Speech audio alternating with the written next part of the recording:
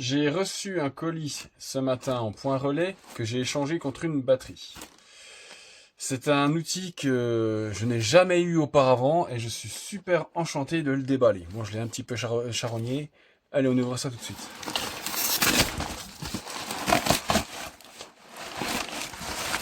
Oh, une meuleuse performance en panne, ça faisait longtemps, dis donc. Non, c'était la petite blague à part. Non, c'est... Alors, là, quand on répertorie, je crois que les meuleuses performance, elles ont le podium. Meuleuse et scie sauteuse. Oh, c'est impressionnant, c'est... Les cartes de contrôle. Ah, va falloir trouver une solution, parce que là, c'est plus possible. La machine, elle est neuve. Hein. Alors, de quand elle... Ah, bah, l'étiquette a été enlevée, elle est passée en garantie. Du coup, il m'a envoyé celles qui ont laissé. Du coup, on va l'ouvrir. On va jeter un œil à l'intérieur. Blague à part, je crois que la poignée, il l'a jamais mise. Regardez. Ah, c'est une dinguerie. Elle a tourné un petit peu, hein, parce que... Ouais. Il y a un tout petit peu de crasse. Non, mais sans déconner, ouais. Je sais plus quoi dire à force. Allez, arrêtons les conneries et on l'ouvre.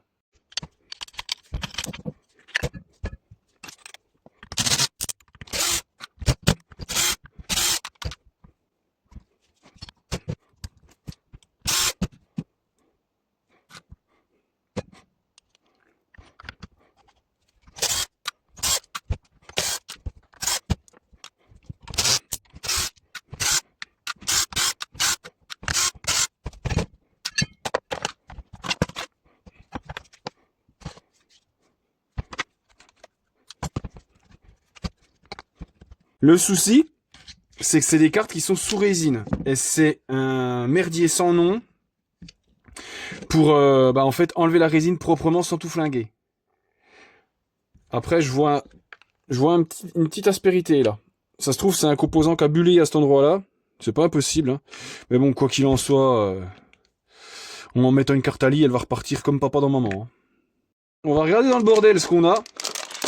J'ai recommandé un contrôleur comme ça, mais ça passe pas dans ce meuleuse-là, les gros là. Je sais pas si vous voyez c'est lesquels. Enfin, je vais ouvrir l'emballage. Celui que j'ai mis dans le taille-haie. J'en ai recommandé un comme ça là. Ceux-là ils font soi-disant 1000 watts.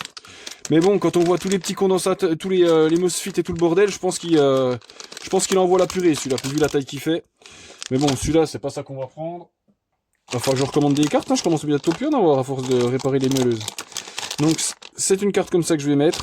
Et ce que je vais faire pour une réparation rapide et sans douleur, je vais pas mettre de variation de vitesse sur celle-là. Comme ça la réparation se fera très rapidement.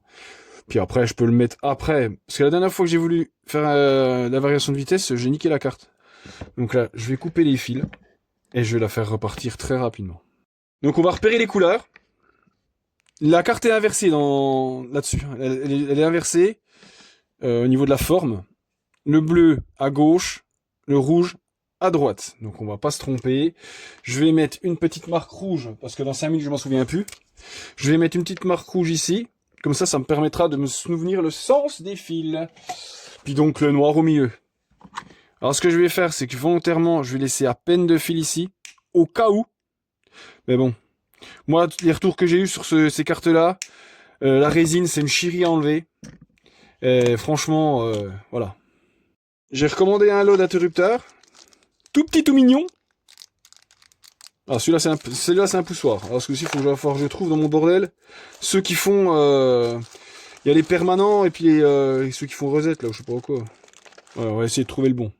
J'ai dessoudé le connecteur. Alors ce que je vais devoir faire, c'est défaire cette partie-là pour pouvoir y intégrer l'interrupteur. Je vais faire un petit trou. Ça du coup je vais rien abîmer, je vais laisser ça tel quel. Comme ça. La carte, on sait pas ce qu'elles ont, elles sont pleines de défauts, puis ouais, c'est vraiment dommage. Hein. Donc voilà, un tout petit bouton. Voilà. Celui-là, il va pas prendre beaucoup de place. On va faire un petit trou dedans, de manière à ce qu'il insérer le bouton. On va essayer de pas se décaler. Voilà. Pas le faire trop gros. Bon, au niveau diamètre, normalement, je suis bon. Voilà. Ah, c'est vraiment un bébé interrupteur. Hein. Ouais, mais ça va bien. Hein. Donc maintenant, je mets le petit écrou en dessous pour le serrer. Voilà. Je tourne et je tourne, histoire de le serrer au maximum. Voilà. Pour que l'interrupteur passe, il y a un côté de la carcasse, il faut à peine ouvrir. Donc j'ai pris la pince, j'ai tiré dessus. Voilà. Pour faire un passage pour l'interrupteur. Sinon, ça rentre pas.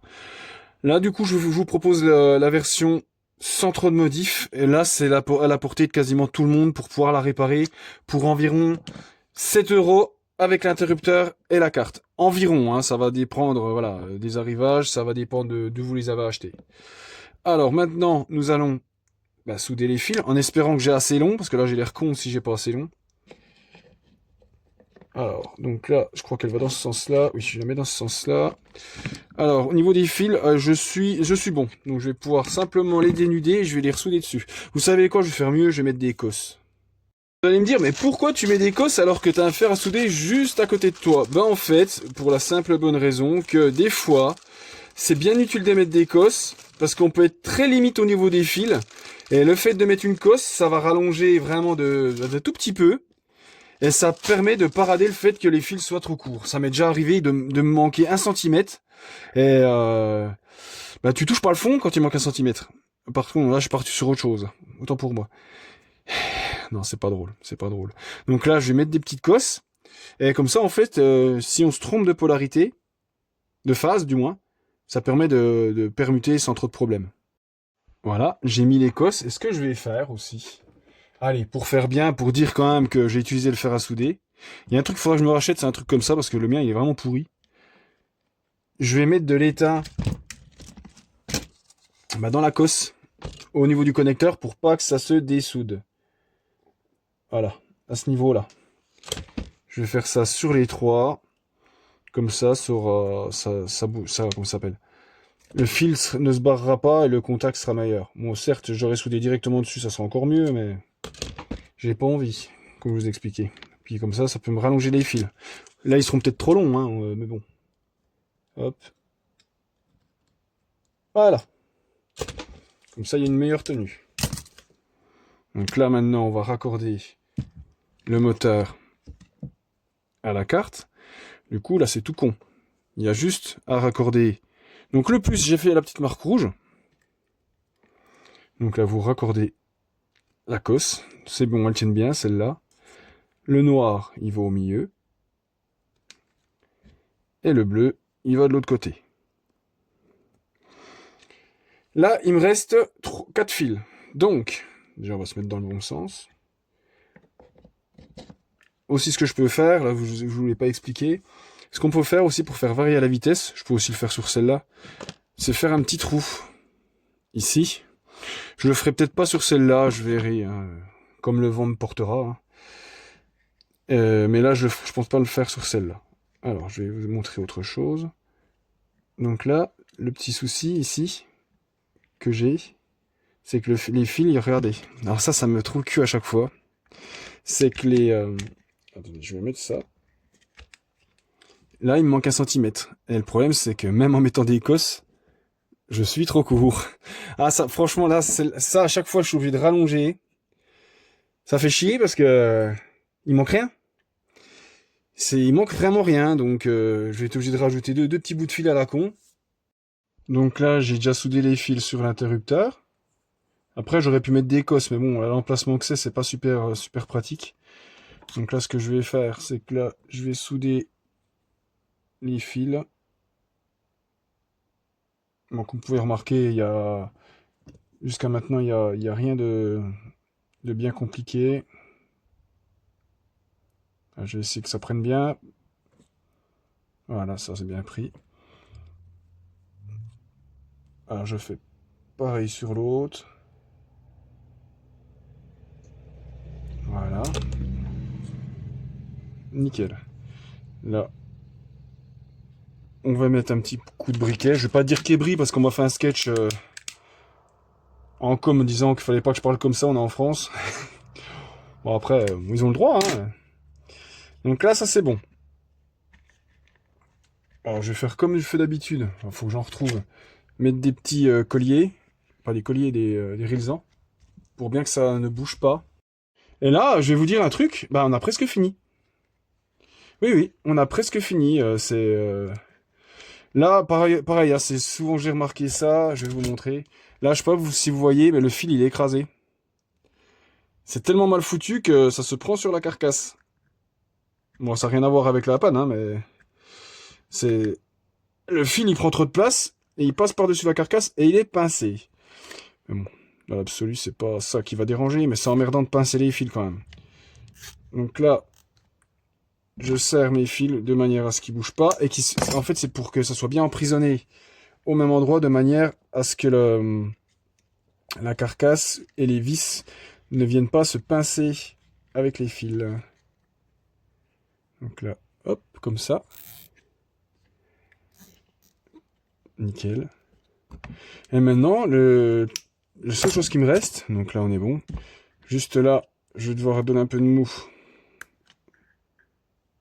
Alors, je vais devoir donner un peu de mou ici, parce que là, je suis sur la carcasse, là, j'ai fait un peu le con. Bon, normalement, ça devrait être bon. Alors, qu'est-ce qu'il me reste à faire? Bah, le plus et moins, donc on va passer au milieu ici, parce que faut qu'on les ramène de l'autre côté, ici.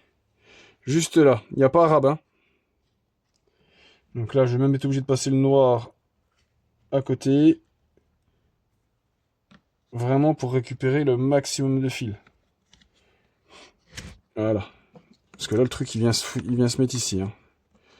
Donc là, on a assez, mais voilà, il n'y a pas de trop. Donc là, on va souder. Les deux fils sont soudés. Je vais mettre un tout petit bout de protection, là.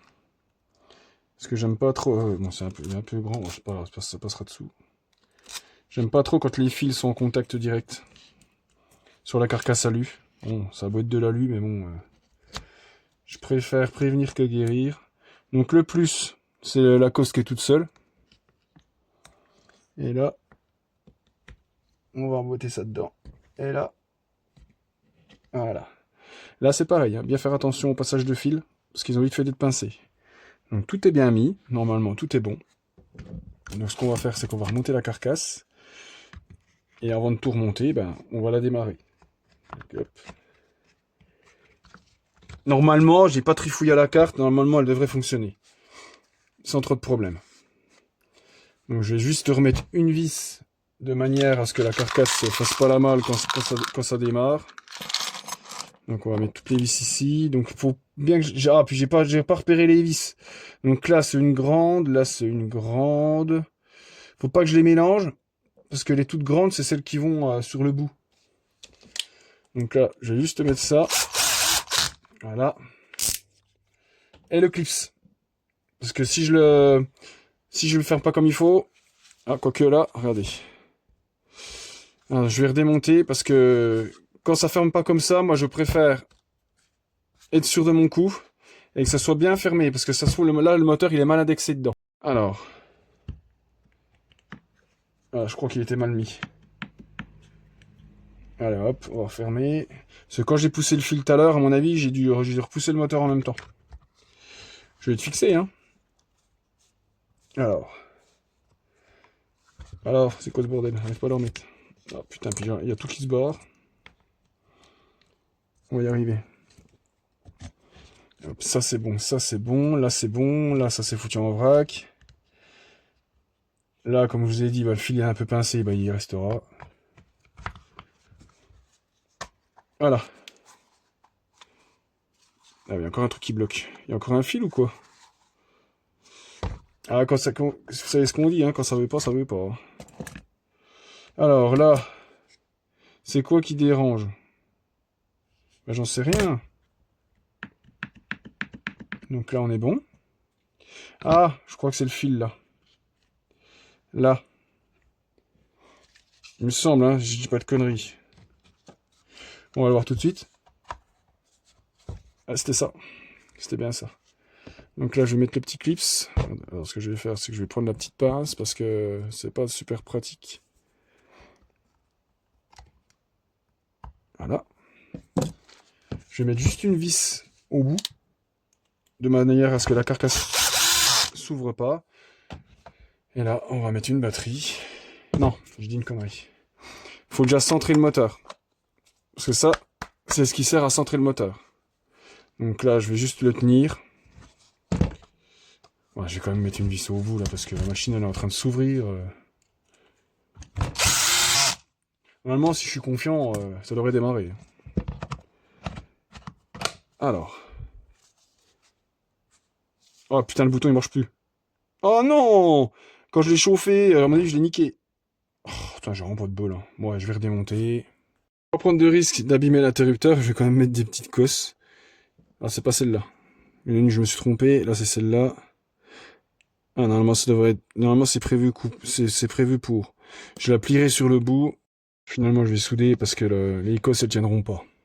Voilà, j'ai soudé l'interrupteur. Maintenant, on va pouvoir la remonter. Voilà, j'ai mis une batterie. Maintenant... Voilà. Nickel. Normalement, quand elles démarrent, elles sont réglées à fond, normalement. Dans le pire des cas, si vous changez la vitesse, je pense qu'on peut avoir accès au bouton depuis le côté. Dans le pire des cas. Bon, maintenant, on peut remettre toutes les vis. Voilà, on arrive au bout. Bon, il m'en manquait plus qu'une. Voilà. Là, ce qu'on va faire, c'est qu'on va enlever le petit clips. Et on va réduire le jeu. On se munit de la petite pince à clips qui va bien. On ne le fait pas voler, très important. Et là, ben, on va devoir y insérer du calage. Pour réduire ce jeu de malade mental. Bon, vous savez ce que je fais? Je prends du calage de soudure par point. Certes, c'est pas aussi costaud qu'il faudrait, mais vu le peu de mouvement, ça fait le taf. On va prendre le petit bout de calage et l'insérer dedans, comme ça. Il faut pas que ça dépasse, parce qu'autrement on pourra pas mettre le clips. Je fais la même chose de l'autre côté. J'ai coupé un peu en largeur, bon, peut-être un peu trop, parce que ça rentrait pas. Donc, comme ça. Donc là, j'ai mis de ce côté-là. On va faire pareil de l'autre côté. Voilà, je sais pas, il y a peut-être 2 dixièmes là, 2-3 dixièmes. À mon avis, il faudrait encore que j'en remette. Il y a encore du jeu, donc je vais remettre un tout petit bout. Et je pense que ça devrait faire l'affaire. Et le jeu devrait être assez réduit. Ça sera déjà toujours mieux que ce que c'était avant. Voilà. Donc là, je vais essayer de trouver un truc pour pousser. Il faut vraiment que ça aille descendre le plus bas possible, de manière à ce que ça me dérange pas avec le clips. Voilà, il y a à peine de jeu, mais ça va le faire. Donc là maintenant, on remet le clips. Sans le faire voler. Et là, on a quand même moins de jeu. On a toujours un petit peu de jeu, mais il y en a beaucoup moins. Comme vous avez vu, j'ai viré la vis avec le tournevis à frapper. Ce que je vais faire, c'est que je vais changer les vis. Et celles-là, je les avais achetées sur Ali. Et on va s'en servir pour mettre à la place ici. Donc là, ne pas oublier le petit bitonio qui se met ici. Donc là, on va mettre la petite vis qui va bien. Comme ça, elle va avoir des vis toutes neuves. Des fois aussi, je change les vis qui sont ici, là. Les 4. Parce que c'est souvent quand on démonte et on remonte, ça les abîme. Mais là, elles ont pas de saut, elles allaient pas dans le vide. Donc là, je vais changer que celle-ci. La réparation touche bientôt à sa fin.